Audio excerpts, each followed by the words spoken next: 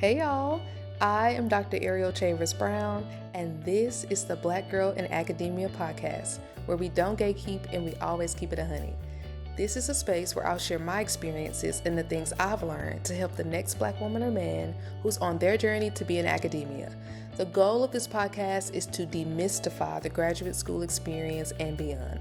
All right, so I'll share a little bit about myself first, let's get to know each other, and then I'll hop into this episode's topic on navigating being a Black faculty member at a higher education institution.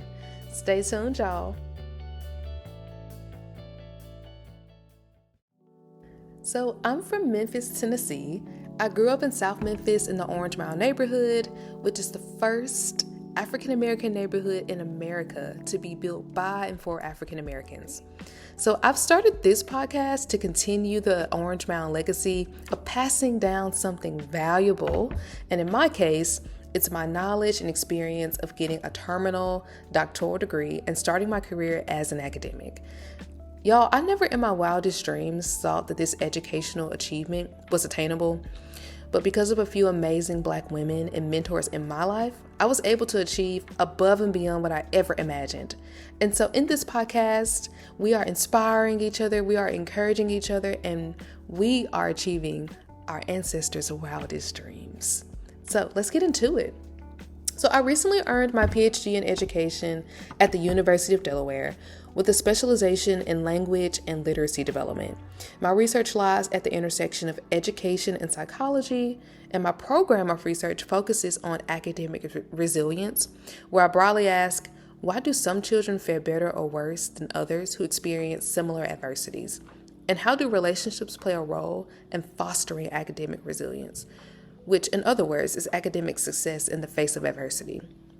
So ultimately, through my program of research, I aim to support the well-being of children and families, particularly those who experience racial and ethnic marginalization and socioeconomic disadvantages. I'm currently working in the psychology department at Williams College as a Gaius Charles Bolin postdoctoral fellow. And in this role, I conduct research and teach an upper-level psychology seminar that I developed from scratch.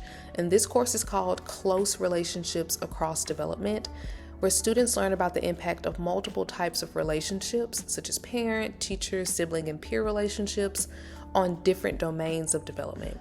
With that in mind, I want to talk to you today about what it's like to be a Black faculty member at a liberal arts college, and some of the things I've learned while holding this position that I believe have contributed to my scholarly development. Now let's talk about my teaching experience.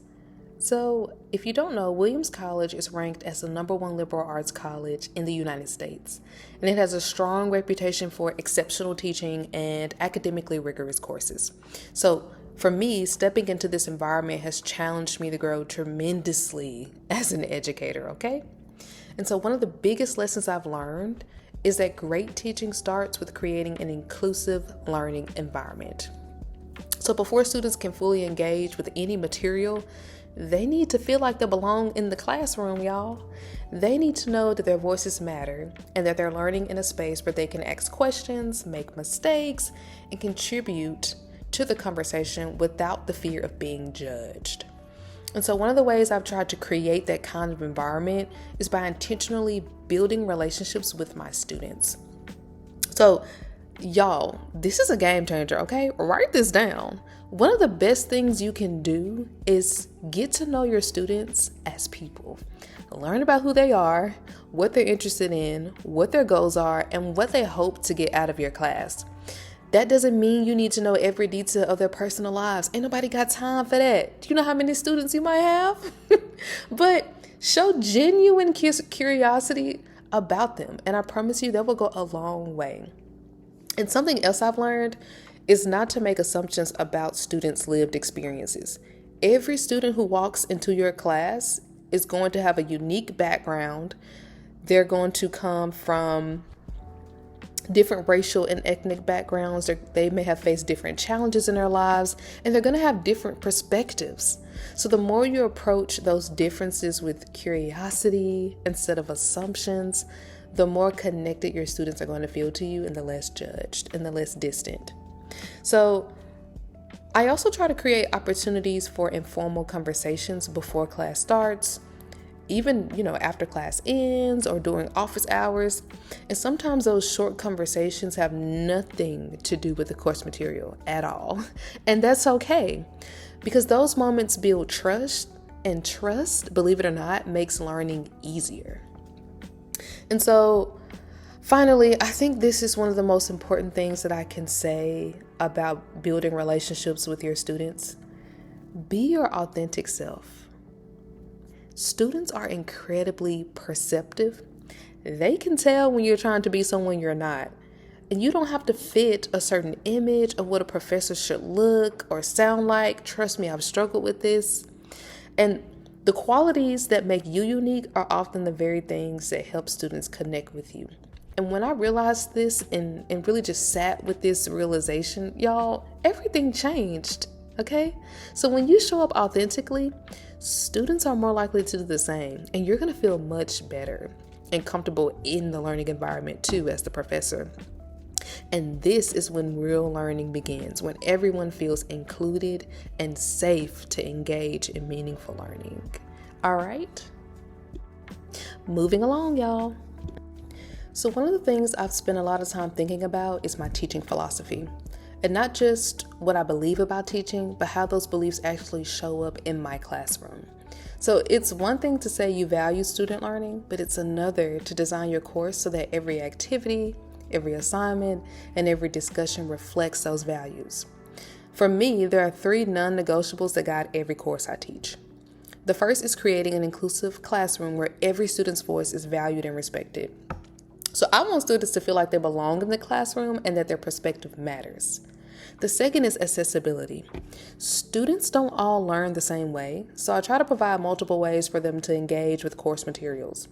Whether that's through readings, videos, discussions, or hands-on activities, I want students with different learning needs and learning preferences to have meaningful opportunities to succeed. And the third non-negotiable is creating a classroom that prioritizes meaningful learning and critical thinking over memorization. I want students to wrestle with ideas, ask questions, make connections, and leave my course thinking differently than when they walked in. Amen? So these 3 principles aren't just ideas I write down in a teaching statement. They're reflected in my syllabus, in the assignments I create, and in the kinds of learning experiences I design throughout the semester. So if you're developing your own teaching philosophy, here's a quick exercise that helped me create it. So think about it like dating. Now hear me out before I lose you now, okay? When it comes to relationships, we all have preferences and we all have non-negotiables. Maybe you'd prefer someone who's funny or who loves travel. That's a preference. But your non-negotiables are the qualities you absolutely need in a partner for the relationship to succeed. So maybe it's someone who shares your core values or your faith, or someone who wants children if that's important to you. If those things don't align, you probably wouldn't pursue that relationship because those qualities are foundational. So I think developing a teaching philosophy works the same way as finding your lifetime partner. So ask yourself, what are the non-negotiables for your classroom? What are the values that every course you teach should reflect, no matter what subject you're teaching? What do your students need to truly learn, grow, and feel like they belong? So instead of making teaching decisions based on what's easiest or what's always done, you're making decisions that align with the kind of learning environment you want to create. And that's really what a teaching philosophy is all about, y'all. I'm telling you. It's not just a statement you write for a job application, okay? It's a set of values that you actually implement that shape every decision you make in the classroom. Drops the mic, baby. I'm just playing. Okay, let's shift gears to talk about the things I've learned about research. So one of the biggest shifts after graduate school is really learning how to think strategically about your developing program of research. So you need to start thinking about your long-term research trajectory, especially if you're in a postdoc position. So think about what questions you want to answer over the next 5 years, what grants do you want to apply for to receive research funding, and what pilot data can you collect now to make those grant applications stronger in the future. Also, if you do have postdoctoral research funding, use it to invest in your own development. So, for example, you can present your work at conferences, you can attend workshops, you can learn new research methods, you can also purchase software for your data analyses, and most importantly, this is the time to build collaborations with people whose expertise complements your own. So, in essence, your research isn't just about publishing manuscripts. It's also about continually developing yourself as a scholar. All right. So the third lesson that I've learned from this fellowship is learning how to be collegial. So academia, if y'all don't know, can be very isolating if you try to do everything on your own. But luckily, it doesn't have to be that way. So I would recommend taking the time to build relationships with your colleagues. So you can invite someone to grab coffee or lunch, which I love to do. You can take a walk across campus, or you can just stop by their office for a quick conversation. So these informal interactions, they often lead to meaningful mentorship, relationships, and friendships. It's okay to be friends with your coworkers and still maintain professionalism. So don't be afraid to ask about their experiences on the job market, how they manage and balance teaching and research and service, and what advice they would give to someone in, the early part of their careers. What's something that would be beneficial for you to know at this stage? So, if you've been struggling with something and something's been particularly challenging for you, be open about it, right? Chances are someone else has faced those same challenges and can offer a perspective to help you move forward and resolve it. Trust me, I know. All right. So the fourth lesson is learning to advocate for yourself. And this is key, you all. So one thing I quickly realized is that academia requires a tremendous amount of independence. No one is going to hand you a roadmap for every situation you encounter. And at the same time, you're not expected to know everything just because you've earned your degree, which, that should be relieving. It's okay to ask questions. It's okay to ask for clarification. It's okay to ask for resources to help you. And it's okay to seek feedback when you're unsure. Don't feel like you have to completely separate yourself from the mentors who helped you get here, right? It's okay to stay in touch with your graduate advisor. So, and this is especially important for us as, us in the Black community. Asking for help is not a sign of weakness. It's a part of becoming a better scholar. Okay. And so finally, give yourself permission to breathe. Lean in, folks. Give yourself permission to breathe and rest. Prioritize this. Academia often rewards productivity, but that doesn't mean you have to be working every waking hour. I know it's hard because as a grad student, you can be working around the clock in the wee hours of the morning, in the wee hours at night, right? So there's always going to be another manuscript to write and revise, Lord knows. There's always going to be another grant to write. There's always going to be another class to prepare and another email waiting in your inbox to be responded to, right? The work truly never ends.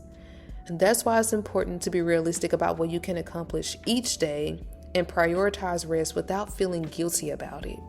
Taking care of yourself isn't separate from being productive. It's what makes long-term success possible, you all. The best version of yourself as a researcher and a professor is someone who knows when to work hard and when to step away and recharge.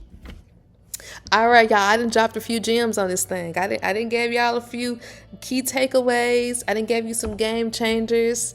So I'm excited to start this new podcast to share about my experiences and the things I've learned. I hope you stay tuned and listen to the remaining episodes for this first season of Black Girl in Academia. If you're interested in going to grad school, you may already be in grad school in the doc program. You'll want to tune in for episode number 2 because I'm going to dive deep into my experiences as a doctoral student and a doctoral candidate and what that looked like and what I wish I knew going into that program. Y'all have a good day. Peace. I'll see y'all later.